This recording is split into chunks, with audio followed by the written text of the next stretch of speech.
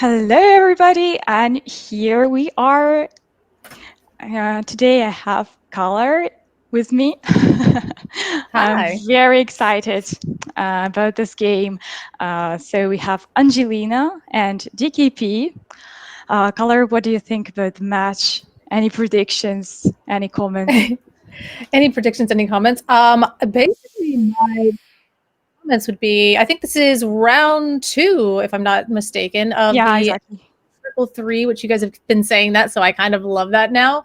And I think it's really interesting because I know I actually got the pleasure of casting Angelina's last game, and it was between her and Aiden. No, it was her Yeah, and it was Aiden, I think. yes, it was Aiden. And it was like good game, good game 1, good game 2, and then of course in her game 3, like her deck just absolutely did not. She altered away a dock and then drew 3 docks within the top 15 cards of her deck. So I'm actually really excited to see her again, let her get back at this and have another chance, and especially the chance at our world champion. Like, how would you feel going against the world champion in your round 2? Yeah, I think stressed and excited because Yeah. like it's an honor, it's some kind of an honor to play against him. Like he's such a cool guy and such a cool player. So yeah, I think that's what would be my feelings. So let's have a look at their player cards and also at their decks. So here we have DKP World Champion winner Melbourne. Oh my God, I think my memory is too short to remember all all these victories. Top I 8 know. Bologna. it's just so big. I don't know. He's such an experienced player. So His accolades are incredible. Top 8 DLC Toronto, top 8 DLC of Bologna, top 16 DLC Milwaukee, top 16 DLC Fort Worth, and top 32 DLC Birmingham. And that is insane because yeah, exactly. One moment I will also show Angela, and she's also such a good player. So she has been playing, I think, Lorcana since quite a long time because she already was top 128, sorry, at Lille. And also, I think she's most famous for winning Lorcana Open Malmo. oh yeah, that was her. And I remember reading too that she was on that deck for about 2 weeks with the Emerald Amethyst deck, basically, and then decided like I'm gonna play this one, and now I'm just gonna go ahead and win. And I think there was an egregious amount of people at that tournament as well. So that was a really impressive tournament to take down for Yeah. Angela. As I do see that the players are shuffling up. I think I Yeah, I think I saw. need to prepare the Discord, yeah, already. One moment. So let me also show the decks. Here it is. So we have Angelina's deck and we have DKP's deck.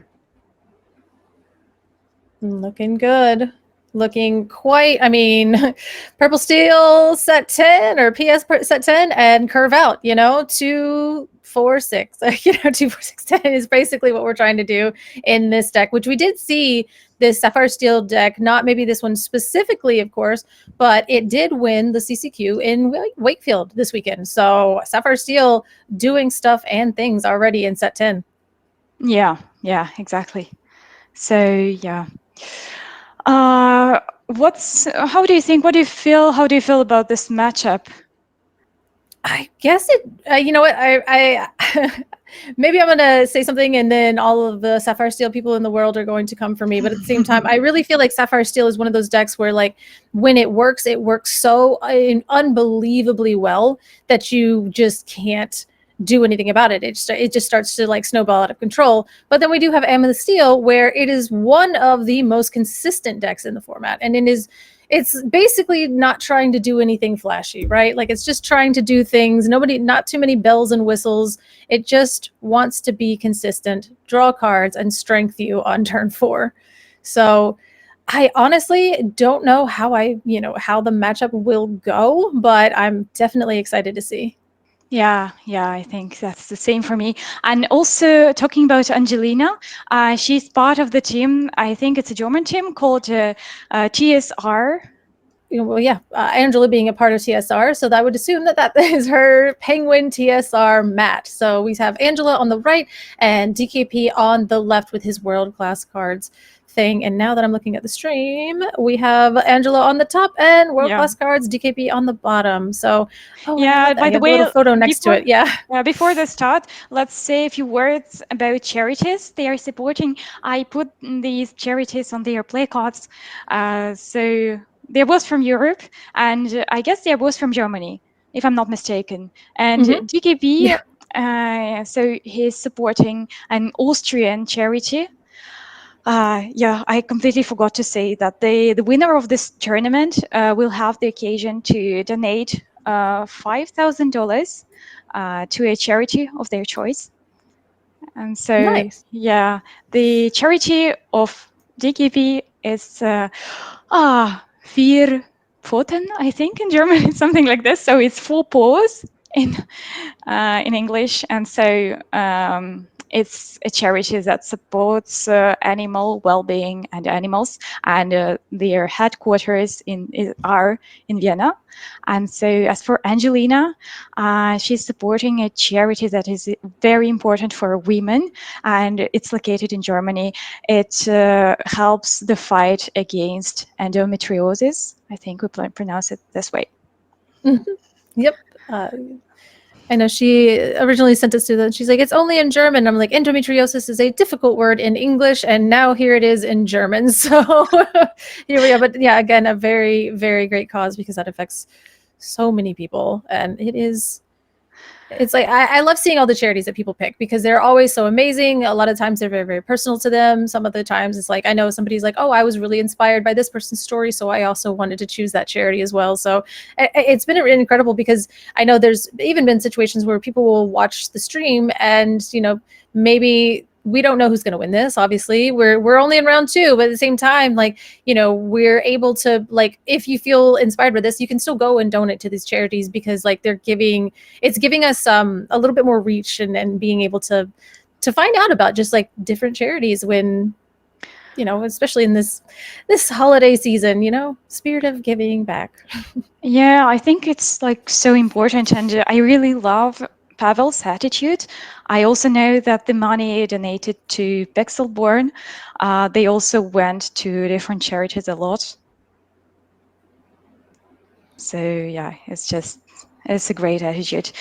Could you please check if the players are ready? Like if they are. I believe they are ready, and it says that let me know when you're ready for the players to begin, and we're not going to alter until they hear from us. So sounds like we are ready to get Yeah, I started. think we're ready to get started. Exactly. As we do see, the players are going to start and get ready here, and we do start the altar. Keeping two, making sure we find that turn two ramp. We do find our turn two ramp, a one drop, a develop, and some. It looks like a great hand. We can sculpt where we need to be. We can ramp two different ways. We got a TPO and a sail. We are able to ramp, and I think that this is a pretty good start. I'm not quite sure who will be on the play, so that'll be a little fun mystery for us to find out a little bit later. Yeah, I think this matchup is actually play draw dependent, kind of, because I think that if purple still is on the play, the deck has more chances of like beating against blue still. And overall, I would say that it's not a very easy matchup for purple still here because blue still has more control tools and you need to go pretty fast because in late game blue still becomes more menacing than purple still. Oh yeah, the top end of Sapphire Steel is always insane comparatively to the top end of these Amethyst Steel. Sapphire Steel is always, it's ramp and then throw big boys. We kind of make that joke a lot, but here it is.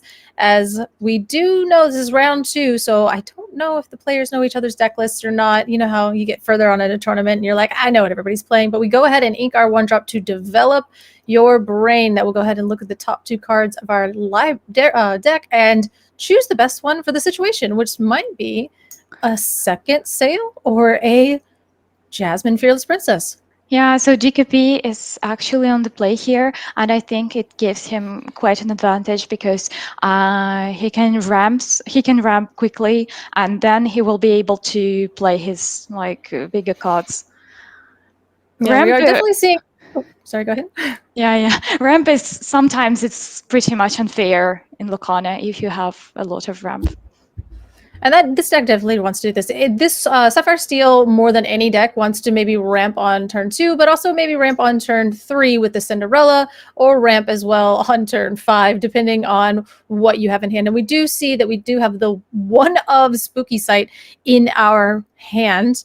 I do believe, yeah, that's the Spooky Sight because it is our uninkable 6-drop Spooky Sight, as we do think that the Jasmine Fearless Princess is probably going to go to the bottom of the deck because, again, we see Spooky Sight being an uninkable 6-drop. We have to get to that. Hades being an uninkable 7-drop. We need to get to that. So it might be that we're just going to go ahead and ink or grab the sale, grab the Jasmine, and it probably will end up being ink in the long run because even if we, yeah, it looks like we are going to go for the Jasmine. So Yeah. it seems to me, though, that one of those cards, just because of the Spooky Sight and the Hades, a lot of those cards, and even the uninkability of the Thunderbolt, might end up in the Inkwell anyway. So that was it was a turn 1, but it was an incredibly difficult choice because, as we know, if you ink the wrong thing on turn 1 or 2, you lose the game. Yeah, I think it's so much important to ink the right cards because sometimes you don't realize that you are like making mistakes because you only look at your plays, but not at the cards you chose during your mulligan, or not at the cards that you inked, and it could like alter the course of the game so much. Yeah, as we do see the Lexington into the Inkwell, and the Palace Guard comes down on turn 1 for Angela. This is a great turn 1 for Angela, especially since we saw that we went ahead and inked that hook to make sure that we could play our developer brain. So we know that nothing's coming down on turn 2 either because we go ahead and play one of our sales. And now we're getting into one of that like uninkability problems. So we are going to go ahead and ink the Jasmine. And I think that's where that thought process was coming through in turn 1, especially since we went ahead and drew another he held us Thunderbolt, and that was the thing, is like, do I take the sail and try to maybe sail, or do I take the Jasmine, or are these just going to end up ink? Because if I continue to draw uninkables, I'm in a very, very bad spot. Oof. Yeah, that's exactly this. And we do see that Madam Mim, Tiny Adversary, coming down and making that Palace Guard a 2/4. Nope, that would be the wrong card. It does give her challenge. It gives Challenger 1 to everything. So he is still a 1/4 at this moment and time, but he's going to go on a quest, so it doesn't matter. Yeah, so cheapo, and yeah, a lot of inks for DKP.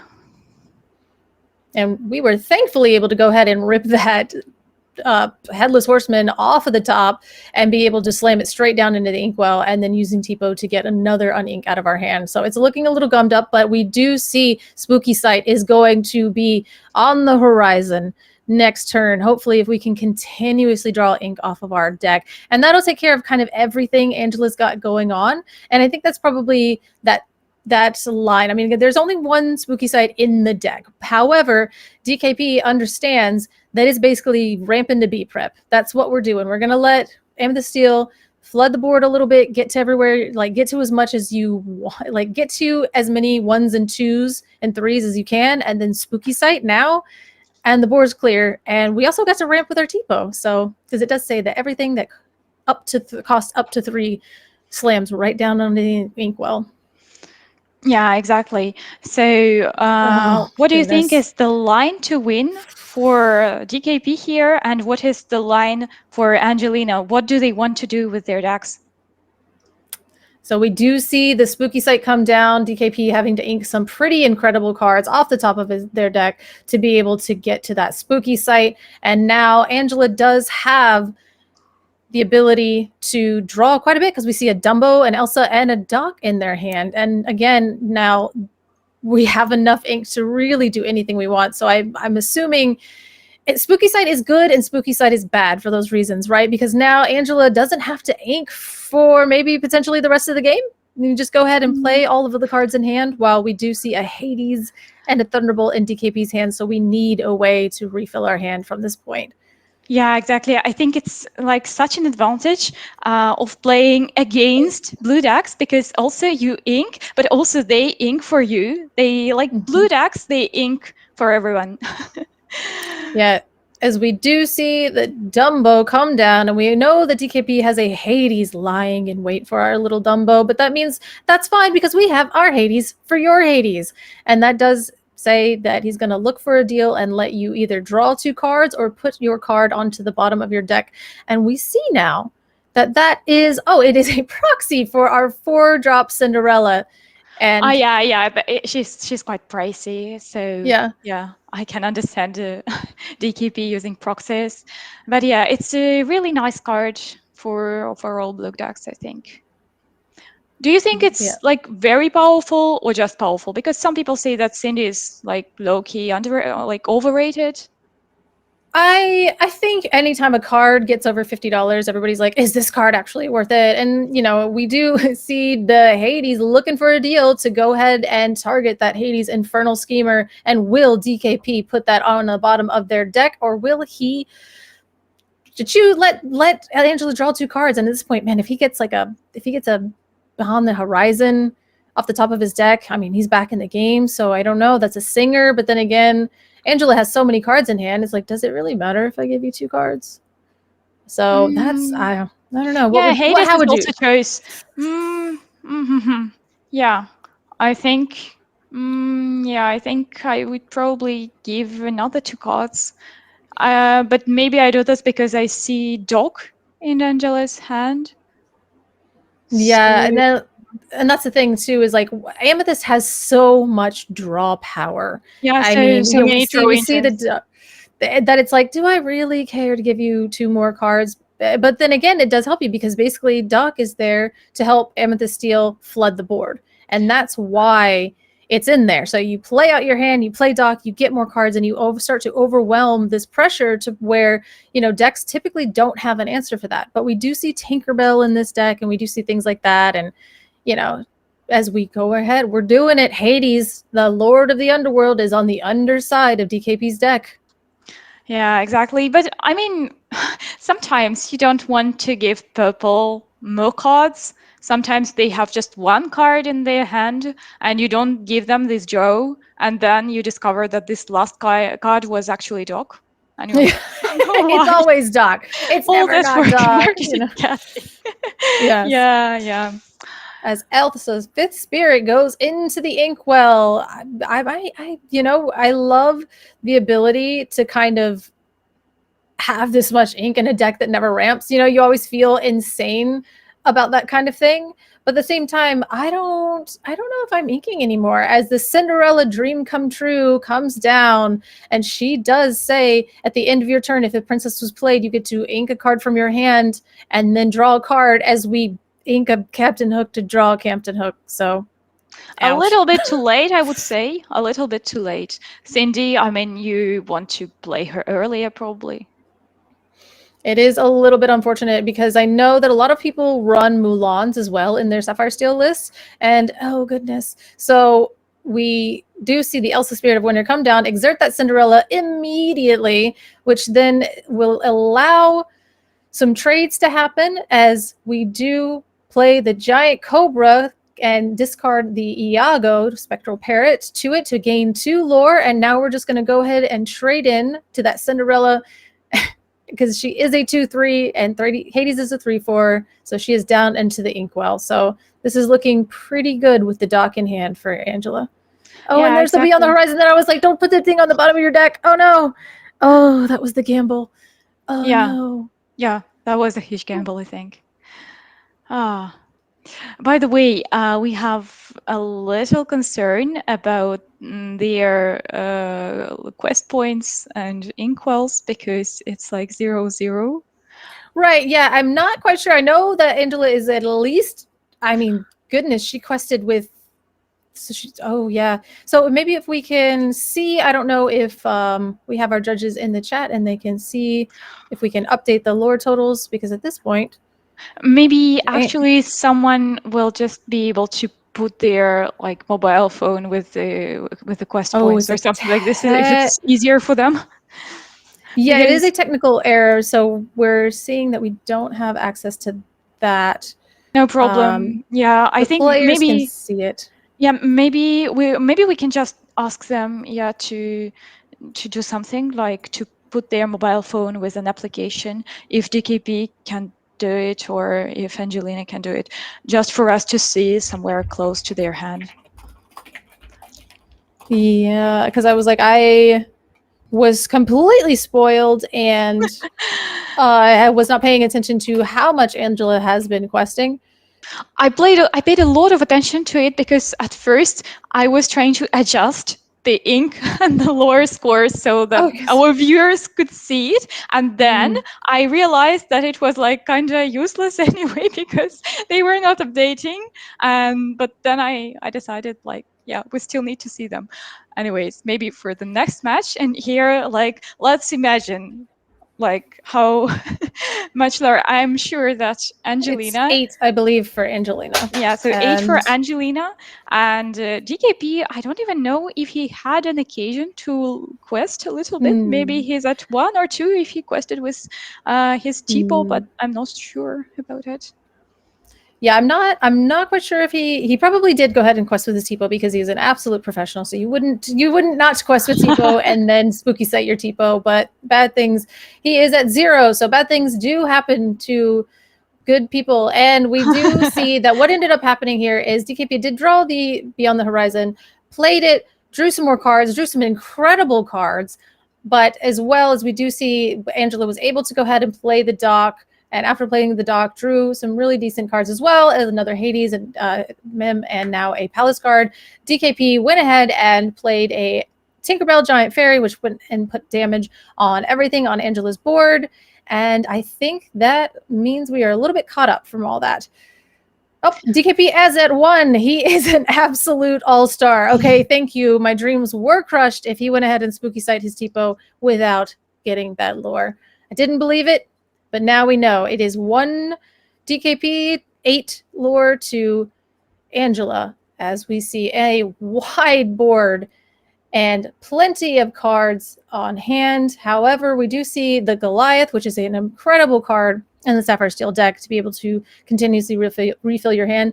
And we also see another Tinkerbell. So evasives are good, but we are going to go ahead and just quest here up to 12, I believe, and that does give our Tinkerbell a target. Unfortunately, when that next, oh man, this Tinkerbell is going to eat good. But so Tinkerbell will come in, do 1 damage to everything, which will take out the Hades cleanly before anything happens. And that's actually amazing because, oh no, and then that leaves the dock to be able to challenge with the other Tinkerbell, which can put 2 damage on our, anything. The world is Tinkerbell's oyster at this point as we start our turn off with a sail, or a develop into a visions. This is that classic Sapphire Steel downfall, where not downfall as the opponent, right? Where they like develop and then they get a visions and then they get another, and you're like, what are you doing? Stop looking through your entire deck. Yeah, exactly. So could somebody please give us an update on their current lore points? I do believe it is 12 to 1. I think I will. Is it 12 to 1 or 12 to 2? Like, that's my only question, I think. Oh. Right. Definitely seeing that as DKP does take a tour of the top 5 cards of his deck, and we end up taking the Hades because the Hades is applicable in all situations. And we did see the power of those Sapphire cards as we play the Tinkerbell. We don't shift her. No, but we used to do that back in the day, but we're not shifting her on top of herself. We're just going to go ahead and play the Tinkerbell because we have an egregious amount of ink. And now we still have the ability to go ahead and challenge into the, yeah, that goes ahead and pops the Diablo. We draw a card and it turns it into a Dumbo, which is a best case situation as we take out the Timothy Q mouse and throw the damage onto the dock and probably go ahead and remove the dock as well, leaving us with 2 characters. So Tinkerbell putting in some work. Yeah, I would say that Tinkerbell is a very, very threatening card to Purple Steel because it can quickly deal with the board and even including some evasive cards. So yeah, I think maybe there is a comeback possible for DKP here. It also depends on Angelina's deck. One moment, I'm just curious if she has a lot of options to quickly gain some lure out of nowhere. I mean, roses and cobras. Is she playing 4 cobras?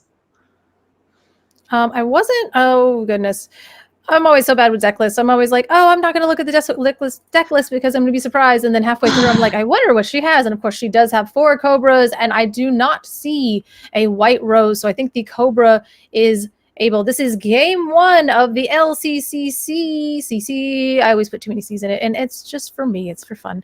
But yes, this is game 1 of our best of 3 between DKP and Angelina, if you're just joining us. We do have our scores on here as Angelina at 12 and DKP at 1. Of course, we did see that DKP did have a little bit of a bricked hand at the very beginning, kind of a little bit of a slow start. Angelina has been docking it up as she goes ahead and draws another dock and 2 Dumbo, the Dumbo from the Diablo last turn, and then the Dumbo for turn. And my goodness, and a Dumbo off, and then a dock off of the, yeah, this is a, we're seeing that DKP is getting to the top end of their deck, and it is getting incredible for them. So now we're just going to go ahead and quest to 4. So DKP at 5, Angela at, I'm assuming 13, because we did use the Elsa for the Dumbo trigger. Again, I think that DKP just had a slow start, even though he was on the play, and things have just been kind of coming in the wrong order. And Angela has had an insane amount of card advantage in this game, probably thanks to the spooky site there at the beginning, ramping her by 3. So yeah, 4, some players actually don't like spooky side because they say that you can give an immense advantage to your opponent. So how do you feel about this card?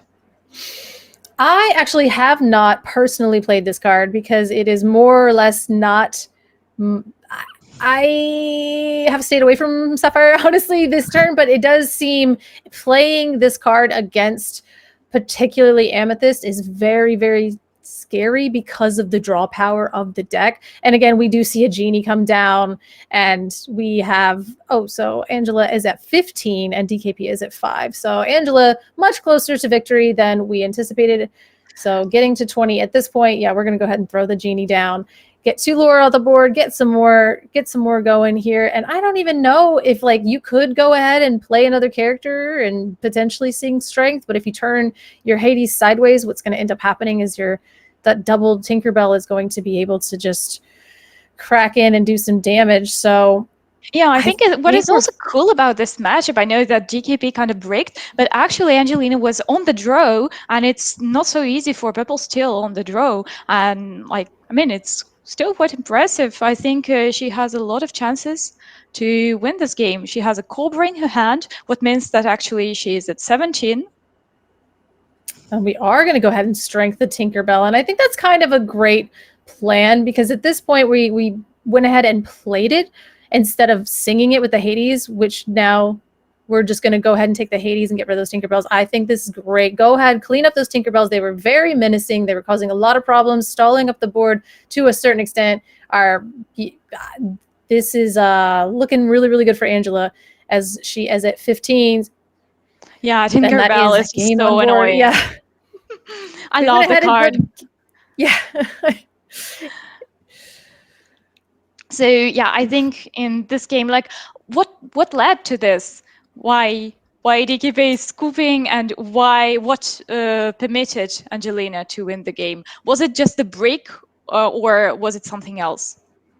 I think, and that's the thing, right? The Sapphire Steel deck is basically saying, okay, I have a plan that I'm trying to get to. If I can get to this plan quickly, then I can lock you out of the game, and you will not be able to do anything further from here.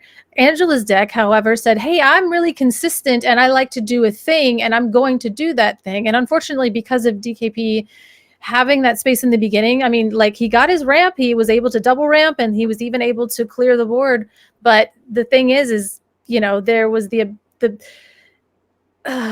it was the card advantage that Angela saw was really good, and she was able to utilize that extra 3 ink that was given to her so early on in the game. And that's another thing too, is when you spooky sight very, very early in the game and you have enough draw power to come back from it. Spooky sighting later is like, whatever, they're already at 6 ink. What's giving him 7 or something, especially in a low to ground deck. Giving a deck 3 ink that early is it enabled her to go ahead and play multiple things in a turn. And the chat says that it was the evasives that really permitted Angelina to win this game, and that's true that her deck, it has a lot of evasives. I will just show the decks again. Yeah, that's definitely one of the things. That's why we saw actually in the winning Sapphire Steel list from the Wakefield, we had Ink Runner as a card that was an absolute all-star, because giving evasive to Tinkerbell is devastating. And it is only for this turn, but this turn for Tinkerbell is just enough to make sure that it keeps a board of evasives nice and clear and not questing anymore. So that might feel like a silly little tech card, but I think it really plays a big, big part in this matchup. Yeah, sorry, I'm back. Yeah, I completely agree with you. So now DKP will be on the play again. Let's see if he manages to find a better hand, to find a better sequence this time. Yeah, we do see the spooky sight is there. Does he keep it? Is it a good thing? Am I completely going to eat my words and watch this spooky sight do its job? I'm honestly, again, I understand the thought process, because if you're trying to ramp on 2 and ramp on 3, even getting a Cinderella is better. But again, it's uninkable. We saw what happened last time. Keeping those uninks, we ended up with a Hades in hand. We ended up with like 2 extra Thunderbolts. So it makes sense in terms of, hey, I'm going to ramp to this card and then clear the board, and it leaves me as much leeway as I need to then finish out the game with my large haymakers.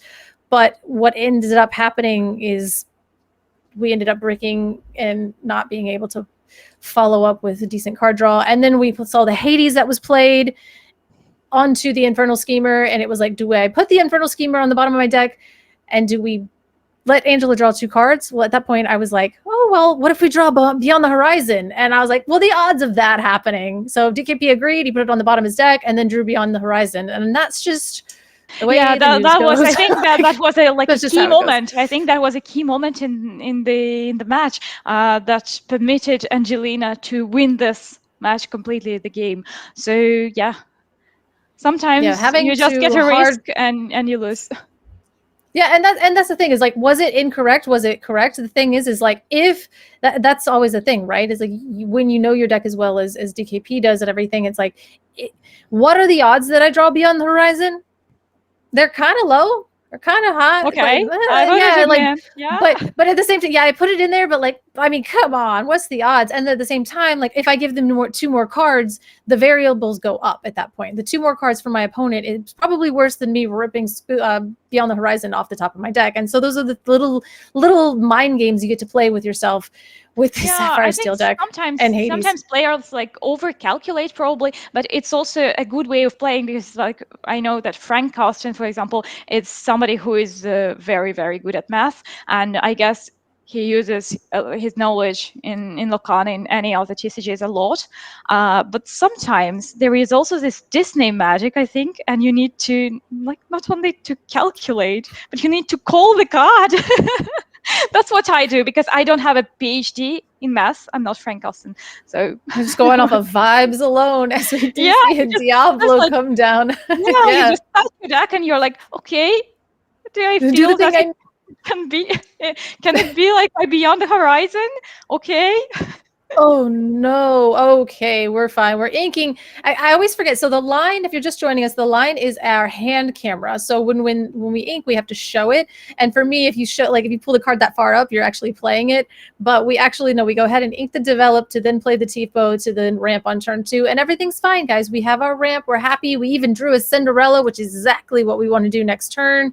We can turn our worst card into an ink and potentially draw into a better card. So this game is looking a lot better for DKP as we're able to put the Tipo on board, we're able to put the Cinderella on board and have a little bit more board presence and not kind of lean too far into that spooky site strategy. Yeah, I still think that the matchup is like kind of favorable for blue still. I don't know what the chat thinks about this. Like, what do you think about the matchup? But I still think that like on the play, blue still is a bit stronger, but you need to draw the right cards at the right moment. Oh, now we do see we don't really have a 2-drop in this situation, and we do not have another 1-drop. So this is kind of a really slow line for Angela to have to take on the draw with the questing with the Diablo to play a hook on turn 2. That's not a Calhoun. That's not a Skater Mim. That's not something a little bit more impactful. So we just have the Diablo and a hook, and we know now that the Tipo will be able to easily trade with the Diablo, hopefully drawing us into a card when that Diablo is banished that will help us impact the game as we do draw into another uninkable. So now we're having to say, do I want to keep the Horseman? Do I want to keep the Tinkerbell? But we're going to go ahead and challenge to see what Angela gets first, and it's a Hades, so that's there. We got that waiting in the wings. Ugh. Yeah. By the way, I mentioned Cinderella, but also some people say that Hades is low-key underestimated and the card should be more expensive and maybe more people should use it. So Cinderella is here, by the way. Oh yeah, Cinderella's dreams come true, comes down, and that's really, really good. And now this is like another thing. We had to ink the visions of the future because we drew another Cinderella, and it's like, do we go ahead and ink the Tinkerbell, which we know is good in this matchup, but we're not running Ink Runner, so it giving not the ability to not challenge into these evasives it makes Tinkerbell absolutely terrible. So are we inking the Cinderella or the? I think you probably need to. Yeah, or, probably inking the Horseman. I think you definitely need to ink something here. I mean, and you also need to draw something that will permit you to draw. Because if you lack draw with blue steel, you can easily break. And like this, purple steel will again develop a very huge board. And here we go again. So I think in this game, DKP really needs to draw his big cards. And I think maybe that's why he's hesitant about. Oh yeah, definitely that. Like he wants to be able to play the Cinderella next turn because the Cinderella will trigger herself, and then you can draw and then ink, and then the other Cinderella will trigger, and then you can draw and ink as well. So it kind of helps you double filter through your deck, but it is uninkable. So it's like, do we want to just hope that this is a good card? And that's the thing, is like that's the gamble that we're taking with Cinderella. The Horseman is a good card. Tinkerbell's a good card. Cinderella is the promise of a good card. So do you ink the good cards in your deck, or do you ink the promise of a good card and just keep the nice ones that you already have? So it's kind of like a little bit of that chance that you're taking there. And like, I think Cinderella is a Cinderella, but it could be anything, even another Cinderella, and you're just like, well, now we're back where we started. Yeah, now I have two uninkables, and I need to ink something because I want to play my Tink, and yeah, exactly. But I think DKP can also decide that he already has one Cinderella, and maybe she will last a little bit. And if she lasts for a little bit, it will still permit him to filter his deck and to dig into it a little bit. Yeah, and we did see that he went ahead and turned that Cinderella into a Jasmine Fearless Princess, which is a princess. And if Jasmine triggers, or as Jasmine is played, she will trigger Cinderella, and you will be able to get that effect as well. So that, I think, is, you were asking earlier about the strength of Cinderella. That is when I think Cinderella is very, very strong, is when you have a critical mass the of princess synergy. Yes, that Jasmine is when that is so good here, actually, because she will also be able to take down the purple Tink. Mm-hmm. The evasive all of purple Tink. Like, considering the fact that Angelina's evasives caused so many problems for DKP last game. Yeah. By the way, is Angelina still at 1? I think she would be I yes, think. because we went ahead and I think we quested for one, and then we challenged in the Tipo, putting the 1 damage onto our Captain Hook, and then we do challenge in with the Cinderella, which will clear the Captain Hook. So I think we are just sitting at the 1 lore, and now we do know that evasive Fearless Prince, Fearless Princess Jasmine here does have evasive at on your turn, which we do go ahead and ink the Tinkerbell with the Cinderella trigger at the end of our turn because we played the Jasmine. So we'll go ahead. Oh no, we're inking for turn the Tinkerbell. Okay, I see what we did. So we inked the Tinkerbell for turn. Then at the end of our turn, we inked the other Tinkerbell and then drew a card, and it happened to be a Hades. And this is when Cinderella is bananas. If you can ink and trigger her off of multiple princesses and then take your cards and turn them into Hades, then you're doing great. But if you take your card and you turn it into another hook or a sail, you're not doing as great. So the high roll of Sapphire Steel in this set is incredible. But we do see that the ink totals are updating in this game 2 of our set. And so we are 7 ink to 3 ink, but we are 0 lore to 1 lore. So all of our anxieties are a little bit good, as it does seem like Pixelborn is working now with our ink and lore totals. And we do see the genie come down. I think we'll just keep the scores updated because at the moment, I mean, I adjusted the screen so that we did not see the 0 ink to avoid confusion. So I think I'll just keep it this way and update it manually. Sorry. Yeah, but it's anyway, it's much easier for us to see and to update it. Okay, as so we draw a Tinkerbell, that's the third Tinkerbell we've decided to draw this game. yeah, so Hades permits to get rid of the genie, and yeah, I think things are looking really good for DKP in this game because he managed to have the good curve and to have the good cards. And Jasmine, I think she's so strong in this matchup. I mean, in this concrete game, because Angelina has a lot of evasives, it's not always the choice of purple steel. I mean, not every purple steel deck has a lot of evasives. They all play genies, but some players don't like the 1/3 tink. Yeah, the Tinkerbell Fast Flyer, which is basically like our little throwback to our Surfer mini of old, the 1/3 with 2 lore.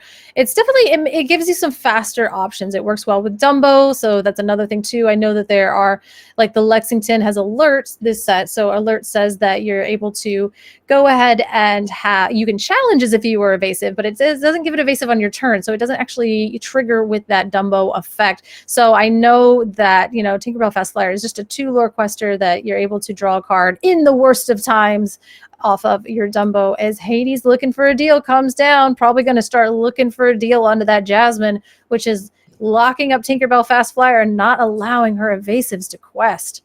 Yeah, I think that's the drawback of this Tinkerbell, that if your opponent does have some evasives to deal with your evasives, she's very easy to get rid of. I mean, only 3 willpower, it's not that much. No, definitely not. But again, I think the Surfer Mini was so good in Days of Old just because our evasives, we weren't using them as much. The evasive answers were crazy. We had to like play our own Minnie Mouse Surfer and then play a crab to buff her up and then be able to take out the opposing Minnie Mouse Surfer. But again, the vanilla curve has raised with our set 10 cards. So a 1/3 isn't as beefy as it used to be. No, exactly. Exactly, it isn't it? And also some purple steel decks, they try, it's not very popular, but some try to play the big tink. And in this case, you can shift your big tink.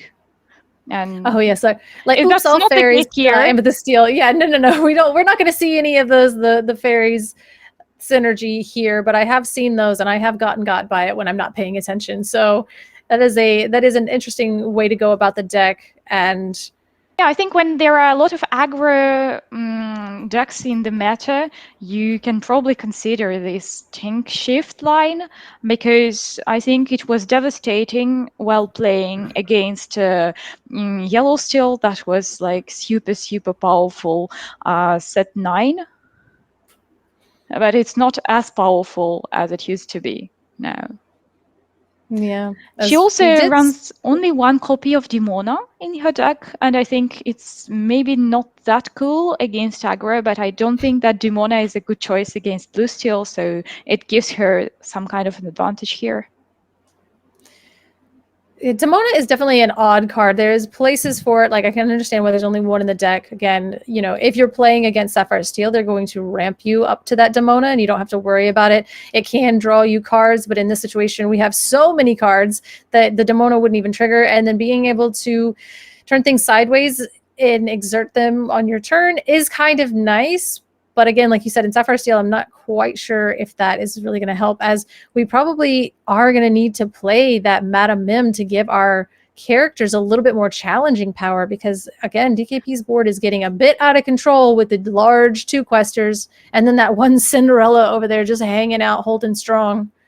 And to be honest, I think that you always need to know like which position are you in. Either you are questing and you are like an aggro deck, or you are a control deck. And I don't mean like aggro or control deck in general. I mean in your current game, are your opponent like is your Are you opponent are they more control than you are, or you are the one who is controlling? the beatdown It's a bit versus the, yeah, it's a it's bit like, are hard you to the explain.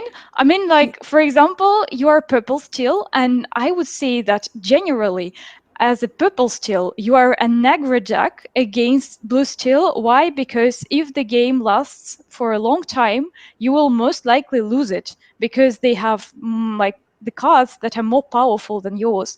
And like, if you are purple steel and you're playing against yellow steel, you are most likely control. It means that like you have more control engines than your opponent does.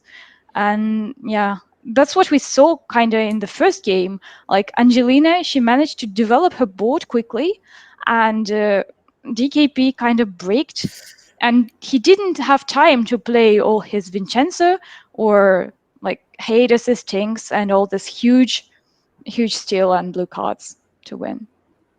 Yeah, as we do see that we did have to become the beatdown on our Amethyst Steel side and go in and do some challenging, clean up that Jasmine Fearless Princess, get her into the discard, as we saw that then DKP then draws Vincenzo Santorini for turn, which has that says when this enters play, do 3 damage. So it was able to clean up that Elsa Spirit of Winter, throw that down into the discard. And again, now we're just going to turn sideways. We're basically, and it's kind of like what you were saying, is like the control aspect of Sapphire Steel is very, very heavy. And again, the top end of it, all of these characters are stamped with 2 and 3 lures. So you're controlling the board. Hades will put it in the inkwell. Tinkerbell puts damage on it. Vincenzo puts damage on it. But at the same time, they're leaving behind very large bodies with a lot of lore. So once the game is controlled, you're really questing maybe once or like 2 to 3 times before the game is completely won. And that's just not how this Amethyst Steel deck is, because again, like you said, it has control cards in a sense, but it's not trying to do that a lot. So if Yeah, it if it depends on the falls matchup behind, also. But also yeah. now, by the way, I can say that DKP, as he has 13 lore, yeah, I've just updated it, sorry. Mhm. As he has 13 points of lore, it is actually him who can be in some kind of aggro position now, because he can quickly quest with his huge bodies, and it will be to Angelina to get rid of this, like Tink, Hades, Vincenzo, other stuff. Like, even if in this matchup, DKP is a control Ooh. deck, at some moment you need to quest. Yeah, I mean, he's been questing the entire time, as we do see Angelina go out and play out their entire hand to go ahead and be able to sing Strength of a Raging Fire onto that giant Tinkerbell fairy and get her on out of here, because again, she is a 2 lore quester, but she does have that continuous control thing of do 2 damage whenever a character is challenged and banished. So the great tool of gumming up the board on Angela's side, but also another great play by Angela trying to just empty her hand and get the most value off of that Strength of a Raging Fire. Yeah, definitely. I also wanted to mention that, like, if here DKP continues to control and not quest, the situation can actually shift, and Angelina may be Okay. able to quest quickly with her board. Yeah, Okay, as we see the so Headless yeah, Horseman, Headless Cursed Horseman. Rider come down, and this has been an all-star of the CCQ as well, seen so many times. And this says basically when you play this card, each player draws up to 3. My goodness, draws 3 cards and then discards 3 cards, and then you would do 2 damage per action discarded, and you do choose the target of the discard or of the damage after you had discarded. So in this instance, we see that DKP is discarding. Oh, he had the 3rd action. He is discarding 2, so he has 4 damage that he can now deal to anything, which of Genie is a perfect 4 damage target. And we sing the Thunderbolt at the Calhoun. My Calhoun. goodness, that horseman was cursed for Yeah, Angelina. Woo. some blue steel players, they say that Headless Horseman is a very important card for blue steel, because if you meet blue green, it's very useful to get rid of their combos, As we because do.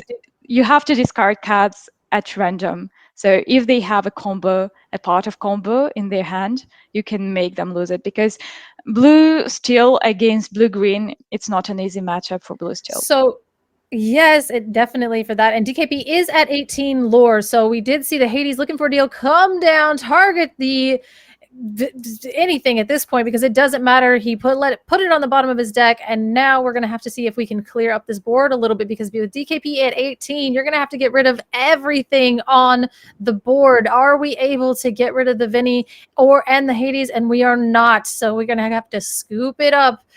Oh my goodness. It's also like such a big problem. It's so frustrating when you are an aggro deck and you have to control. It always means that you're losing. It does.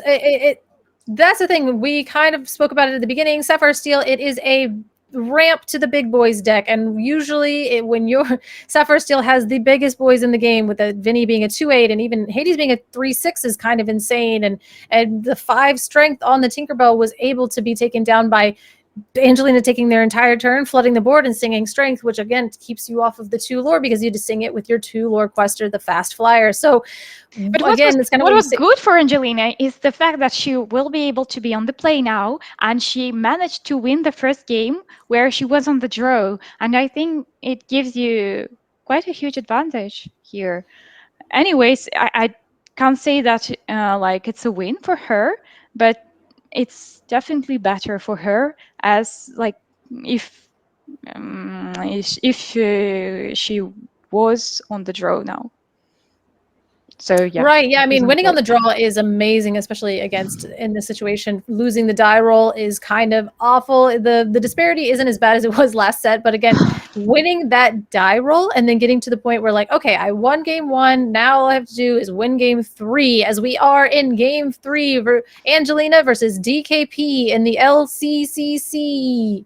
I think I put enough C's in there that time, but we are going ahead and doing our altar. And again, like you said, she is on the play. We love that. We talked about it a million times. This is like an aggro-esque deck in this situation, in this matchup. So just be the beat down, all gas, no brakes. Let's see if we can do Yeah, it. yeah, it's always so good to win the first one on the draw, especially considering the fact that if your opponent did not know what you are playing while he was mulliganing, it means that you have better chances of winning your first game on the draw than your second or third game on the draw.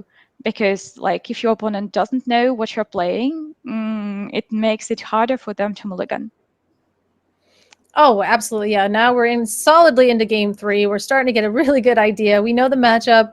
This is 2 very popular decks, which, popular in our hearts, but now, hey, it's won a CCQ. It has Sapphire Steel has the accolades now, and now we see our world champion playing it, as well as we do see he's got a hook, a Tipo, and a Visions, and I think we're going to send back the Hades and everything else. Again, this altar is favoring more of a lower to the ground. We're realizing that we're on the draw against Amethyst Steel, as we go ahead and just draw every large thing in our deck. Well, hopefully that's great that we kept the vision of the future. I think that was really heads up by DKP to be like, okay, I got my He turn still 1, 2. Yeah, We he got still has there, his but then ramp, so it's more or less right. okay, because as long as you have ramped turn 2, it's pretty much okay for you as a blue steel player. So Oh, for absolutely. Angelina, what What did she keep actually? So we have the Yeah, captain, the Calhoun, I think. Is it the genie? we have Fast Flyer, we have a Calhoun, we have a Hook and a Strength, and then we drew into an Elsa and a Hades looking for a deal. So yeah, we do see. I think that the is that a So we yeah, it's a have one, two, Calhoun. three, four. So the curve is good. Mm-hmm. 1, 2, 3, 4 Strength. We have it. It's there. Again, we'll be able to. We see the DKP has the Hook and the Tipo, so we'll be able to clear those off really, really well. Again, this is kind of the Hook and the Calhoun are very like on the draw-esque cards for me, but at the same time, they challenge back very, very well, especially against Hook and Tipo. That Calhoun is going to eat really good. So, yeah, this looking the altar looks pretty decent from all sides. Yeah, yeah, exactly. But I think that maybe, okay, there is Jasmine, and Jasmine can kind of change the picture because I think at first it was better. The card situation looked better for Angelina, but now with Jasmine for JKP, it's not as good because we know that there will be something to take down the purple chink. Yeah, and that So genie, and then we, Calhoun is here, and yeah, we quest with Captain Hook. Yeah, we actually probably want DKP to attack this Hook because then we will be able to get 2 lore points with Calhoun. Okay, Tipo is here. And what card will he ink with Tipo? Is it Hades? Yeah, I think it's Hades. Maybe because he is an inkable. Yeah, and there is already Jasmine to deal with some evasives. Well, with Genie and with Tink. yeah, Because absolutely. it's very important to deal with the evasives, right? When you're playing Blue Steel, and actually Hades is serving this purpose, I think. And probably if he didn't have Jasmine, he wouldn't have inked Hades, I think. Yeah, and also maybe like throw in a little bit of the pain from the first game of inking or of being just a little bit too bricked and running into a situation where you're having to ink your best cards. As we do see that we have our Fast Flyer, she's back, she's ready and active, and we're going to go ahead and quest our Hook because again we have our Strength of a Raging Fire, but we don't really need that much will like strength onto our strength. So 2 is just about enough to get us where we need to be as we go ahead and visions of the future, look at the top 5 cards and pick the best one for the situation. And those are all really good cards. And it seems like we might be favoring the Jasmine, but that Goliath is really, really impressive too, because we know that when that one comes down, that's going to be able to keep our hand healthy. And Sapphire Steel does have a bit of an issue trying to keep their hand healthy in this deck. But we're going to go with the Jasmine because hey, evasives are a problem.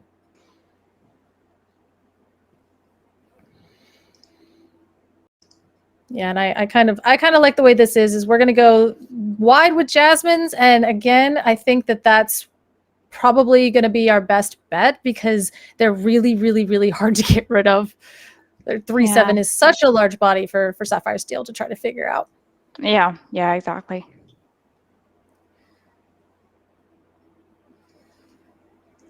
Now we do have the Strength of a Raging Fire available to us to get rid of this Tipo or this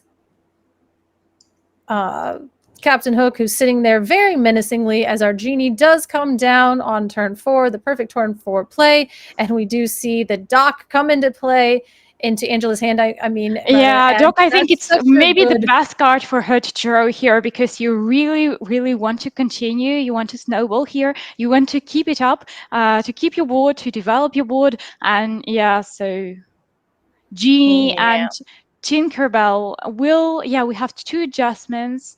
So DKP will be able to deal with the cards, but will it be fast enough? Because he will also need to take down Calhoun and even this little Captain Hook. So Jasmine is coming. Yeah, I think Jasmine is coming for Genie, but there is strength. Will she be able to take down Jasmine with strength anyhow? No, Unfortunately, not now maybe yeah, she now will she with can. That the is second one. Yeah, insane. A I don't second know if Strength of you. a Raging Fire is going to be really, really good because then, I mean, at that point, you can go ahead. I mean, you could decide, oh, this is kind of rough. You could decide to ink the Hades, double sing Strength, and then play the Dock. And actually, I kind of love that because it got rid of the Jasmine and then it got the ability to Quest for 4, just 5, 6. I mean, if you double sing the strength, you are missing out on 4 lore, so that does kind of set you back a little bit. Although, when are you ever going to have a chance to get rid of this Jasmine? And next turn, hypothetically, we don't know the DKP has another Jasmine, but if I deal with this Jasmine, what's your other evasive answer? So I think potentially doing 8 damage to this Jasmine this turn is probably our best bet. I mean, I don't again, know. the I Tico. wouldn't do this, I think, because we always know that blue steel, even there is no another Jasmine, maybe there is Tank, maybe there is Hades or something like this, and you probably still want to deal. I think Hades, like if you're playing around Hades, you may use these 2 strengths, okay? But if you are playing against Tinkerbell or the second Jasmine, probably, or even Namari, you want to keep the second strengths. It's a tough choice. I think it's definitely tough choice. Mm, As we yeah. go ahead and So sing the Strength of a Raging Fire onto that Jasmine doing 4 damage, and then we're going to go ahead and hard play. All right, we're going to go ahead and hard play the other Strength of a Raging Fire and going ahead and questing with our. All right, so we did go ahead and use both strengths, but we had to take a little bit of a different line, valuing and making sure we're keeping our Hades. That is going to be a decent piece of removal because, again, whatever DKP plays next turn, we still have the Hades, and then we can go ahead and play our Dock to refill our hand if we want to. It does kind of set us back a turn from what I was thinking, but at the same time, at least you haven't ran out of complete answers. I think that Oh Hades, dear. you kind of Oh want to my. bluff. You kind of want to bluff. You want to make your opponent think that your last card is not Dog, and like Mhm. this, they will put their Tink or Jasmine on the bottom of their deck, and then you play Dock. I think that's the Oh plan. man. I know. And in this case, it's like, oh man, basically, if we spooky sight here, it's going to give so much ink, except for we'll be able to keep our genie. So we'll have 3 extra ink than a genie on board. And then we'll definitely be able to go play Hades and we'll be able to play our Dock. And that would be absolutely devastating. I don't think that spooky sight is the play. Angela being at 8 lore and DKP being at 0. So I think, yeah, we go ahead and throw our second Jasmine out and say, can you do it again? What do you got? I don't know. Yeah, you're right. Yeah, you're right. He's playing his Jasmine. Yeah, I think, yeah, it will be Hades. I don't know. Talking about spooky side, maybe it was a good option. You get rid of 3 cards, but you have a very bad board. Yeah, I spooky sight and I have a Captain Hook and Teep on board. I gotta go. I'm just gonna pack it up. I quit. Hopefully, again, we see a Vincenzo Santorini and then the spooky sight. We did ink the Tinkerbell, so hopefully we're gonna be drawing into some card draw at this point. And we do see the Madam Mim Tiny Adversary coming into the hand, which I'm assuming is gonna go straight down into the inkwell, unfortunately, because I want to be able to play that Dock, as we do have a little bit of an error going on with Pixelborn, as our judges are getting that back up for us It's okay. It's already immediately. back. Yep, Yeah, as we Ellie is just a great judge. Yeah, like absolutely shout out to our just judges. Shout out to Ellie. absolutely honest. Yeah. Always on it. Absolutely. As we did see the Hades looking for a deal come down, and DKP said, no, I need my Jasmine. You can draw 2 cards. And Angelina said, no problem. I'm going to draw a Timothy Mouse and a Genie, which again, I mean, I think that shows how vital that Jasmine is, as we're going to go ahead and quest for 5 more. Yeah, you definitely want to play your evasives in this matchup. So yeah, I think Genie plus Tink plus another Genie is just like amazing. And by the way, I remember that DKP inked his Hades at the very beginning of the game. Does he have another one? No, he doesn't Ooh. have another one. It's spooky side. He may Yeah. regret inking this Hades now. I think we're going to go ahead and Spooky Site now, which actually makes a lot of sense to me. So we go ahead and get that onto the board. That actually is amazing. Angela's at 13 apparently. So that Spooky Site was very, very, very needed. And we did let...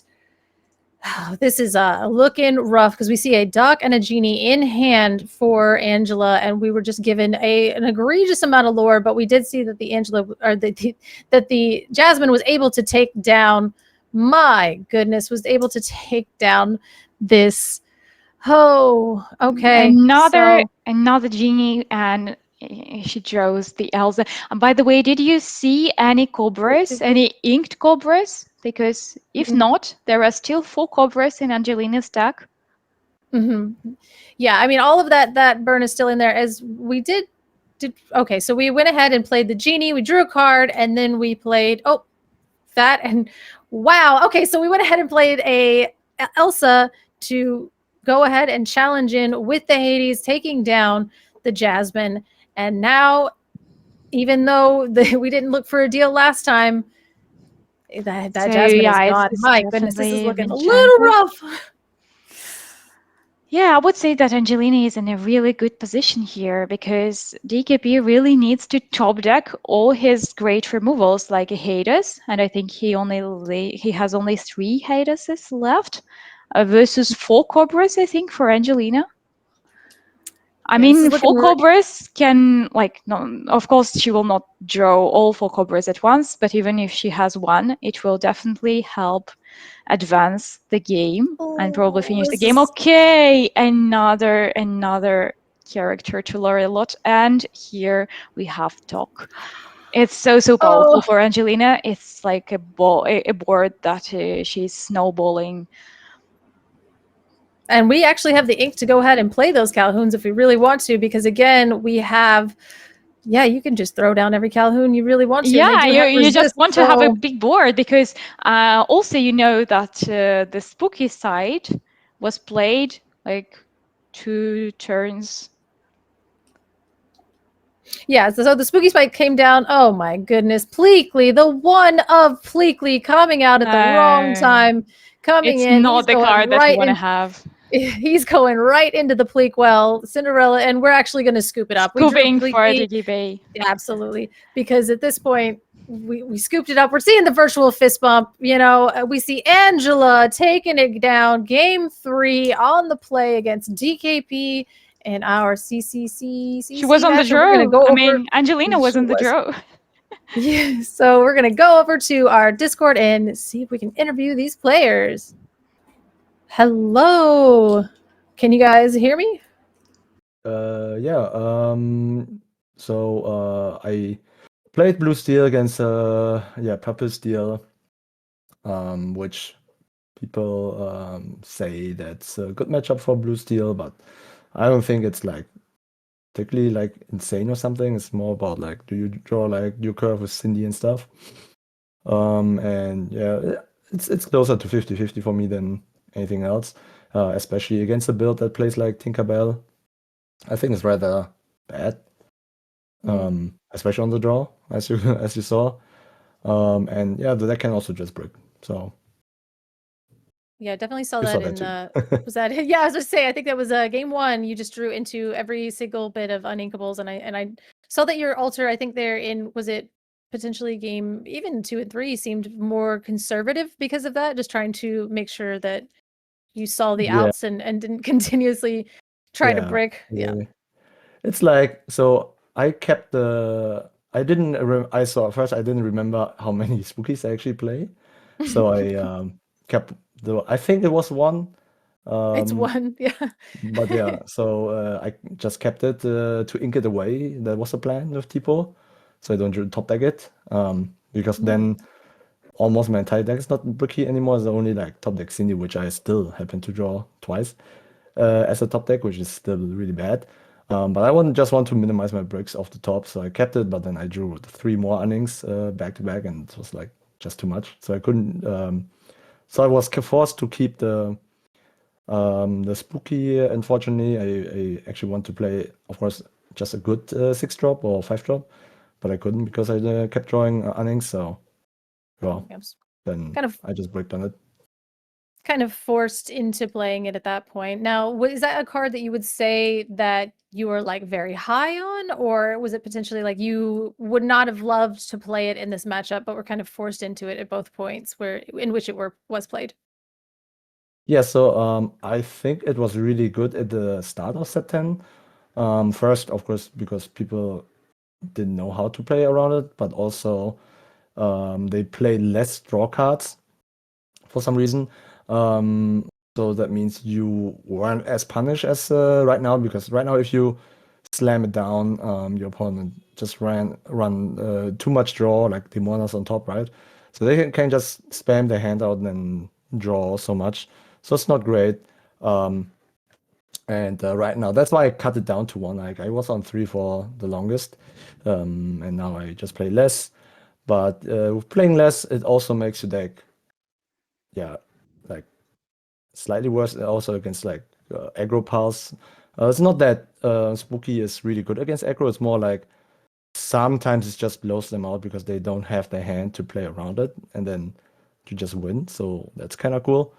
But else, I don't really like the card anymore. Also, it doesn't really fit into any other deck than Blue Steel. Like Blurple cannot play it because you cannot play Cindy in that deck, and you can play it in Green Blue, but it is really bricky in that deck because you only want a combo in that deck.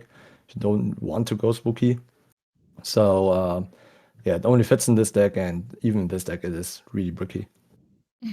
As Yeah. we definitely saw that happen to you on game 1. But we do have our winner, Angela, here. Hi, Angela. Hey. How are you feeling? Congratulations on round 2 of the LCCC. Thank you. Thank you. I was really nervous, but I like to talk German with my with DKP. It was easy for me. But the match was really tough. I 2 hours ago, as before the match, I talked to a TSR members, and he gave me instruction. He say go aggro, play evasive. We thought he don't play Jasmine. That's the English name? Yeah, no? Jasmine, yeah. Yeah, and so I mulligan aggressive to evasive and aggro, and yeah, it works. You're like, You left. The matchups in general is very hard. I thought I lost this, but hey, I'm happy. I win.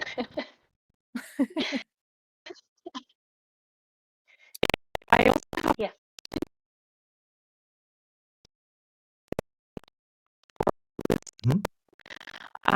As may think, it's, for example, rifles. Yeah.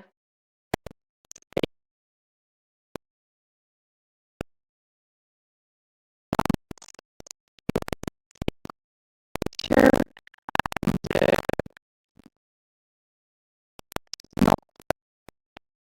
And, Yeah, so for this event, I didn't want to play anything that I wanted to play the Singapore event. So my choice for Singapore were Blurple and Purple Steel. I was pretty sure that I also tested Ruby Amethyst, but that deck has its weaknesses, especially against Purple Steel. So I didn't want to face Purple Steel that often on that deck. And I just didn't want to submit a deck where I potentially show what I can play at the DRC. So yeah, that was like a big factor in me deciding to play Blue Steel. Also, I had it saved up, so at that moment I just said, let's submit that. Overall, if I can resubmit, I would have submitted Purple Steel or Blue Steel, one of either, because they're just much more consistent, much more has a much more consistent power outlet, or like power curve, if you want to say. Yeah, you just keep doing the same each game, and Blue Steel, unfortunately, if you don't draw the Cindy, then the deck is just overall much worse. It is okay, like if you play more Jasmines, which I did right now, to play like, what's the name again? Kida. So you can go careful, you go Kida into 5-drop. Before I didn't play Kida because I played the aerial, so I didn't have that many 5-drops to go into. But if you have play 5-drops, the Kida's totally fine. And yeah, else still, if you don't draw into Cindy, the deck is significantly worse. That's why I didn't want to play it as a DLC, especially best of one. And yeah, these are my thoughts for Blue Steel. Deck is solid, but I don't think it's nearly one of the best. Because the matchup spread for the others are much better. It's also much more consistent, much less innings. Even with 15 innings, you're still at 15 innings, which is super high. And the issue is also Cindy is a good card, sure, but any Cindy afterwards is just a super brick top deck. As you saw, like, oh cool, I draw into her. Of course, I can use her, but if my opponent is pushing and I don't keep drawing answers, then what's the point, right? Then I'm just falling behind and I have to wait for another turn. If I have to play her out to draw into her out, but then my opponent just plays more characters than I can deal with. It doesn't even matter if it's 1 lore or 2 lore. Just a bunch of 1 lore buddies, and then all turn sideways is good enough because the goal line is 20 lore, it's not 30 or 40. So of course at some point you might get the control, but then if your opponent just reached like 18 already and they play 4 Cobras in deck, it is quite inevitable that they win at some point. So yeah, that's like the big weakness of the deck, where I think the other decks are just better to play if you have the choice. And yeah. Awesome. I mean, yeah, definitely. I think I was talking about it the other day. Is like this Sapphire Steel deck is super fun. But I mean, I think that the Cursed Rider Headless Horseman in it is so kind of like a good analogy for the entire deck. Like, yes, that seems like the little bit of a gamble that you're taking, but the entire deck kind of feels that way. Like, do you kind of hit what you need? And when you do, it's very strong. It's like kind of the epitome of a high roll deck at this point. But again, we do have our winner Angela over here with probably the most consistent deck besides, I mean, put purple cards in a deck at this point and it's going to be highly consistent. But Angela, thank you so much, for playing, and DKP is you as well. But before we get going, do you guys have any shout outs or anything that you want to say before we get going and let you get back to your busy days or nights? We'll start. We'll start with DKP and then we'll go to Angela. Sorry. Yes. Yeah, so shout out to my team, all the people who went with me to Singapore. They all performed really well. At Thiago, especially because he finally got his Mickey. So shout out to him. Oh. He really wanted it, and I think from the work ethics, like he's just awesome. Like he definitely deserves it. He grinds Lorcana so much. Then also Federico, my fellow Worlds competitor, top 8 Worlds, and also shout out to Jonathan Lamb and Justin Morales, who also went there. Unfortunately, due to circumstances, they didn't top, but still was really nice to see them again. And yeah, really happy to see their next event in Richmond, I think. And yeah. Awesome. And then Angelina, our winner of round 2. Hey, yeah. And again, I love that you guys got to speak German to one another during this game, because that had to just feel a lot more comfortable. Yes. Yeah, I think it's So- easier So- for the players. This yeah. was really good. And yeah. Can I shout out? Yeah, of course. please. Yeah, please do. Sorry.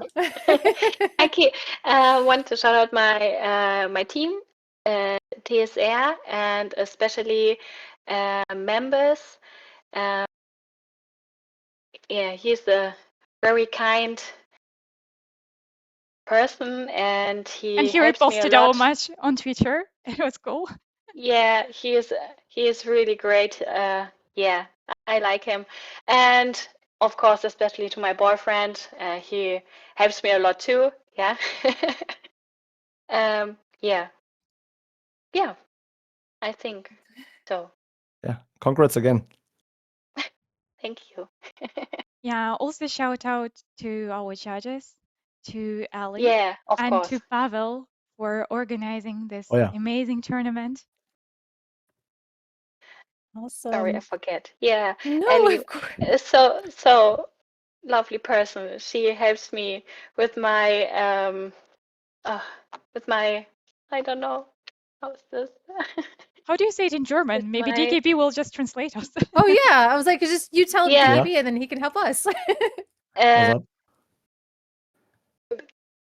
Was willst du sagen? Mit meinem Bild, das ist bei Pixelborn hier. Sie hat mir ein Stativ empfohlen.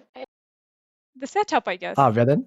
Yeah, Wer the denn? setup. Thank you. I forget Oh yeah, the sorry for the English setup. Yeah. word. I understand Yeah. a tiny bit of German because I am currently Oh. learning Dutch, and like it's not the same, but some words are pretty much similar. Yeah. Yeah, with the setup. When I'm nervous, I forget the easiest English word. I'm sorry.